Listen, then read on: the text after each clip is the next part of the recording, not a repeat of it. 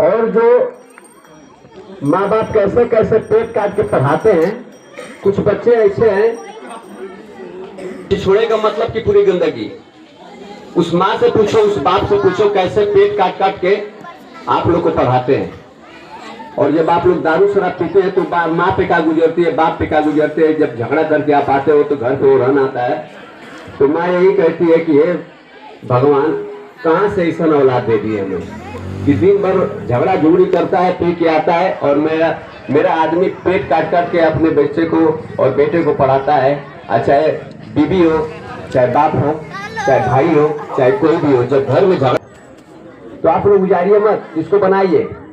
और पहली बात, पड़ोसी से झगड़ा होता है। पहला हम लोग में पड़ोसी में झगड़ा हो जाता था, बाप माई में, सब लोग में।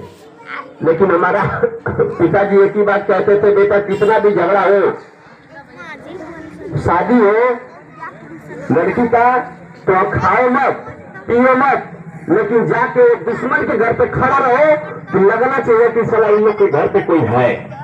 तो आप लोग भी ऐसे काम करो। कितना भी झगड़ा हो जाता है, अगर किसी लड़की की शादी है तो भले खान पीन न चले, लेकिन वहां पे खड़ा रहना बहुत जरूरी है आप लोग को। और ये सब करते गए आप लोग क्या है कि पीढ़ी चेंज कर दिए आप लोग। आप कहते हो कि ये जिंदगी में क्या है, ये क्या है, ये जिंदगी में बहुत है। हम तो कब छोट रही, कब जवान होगी, हमको खुद समझ में नहीं आता।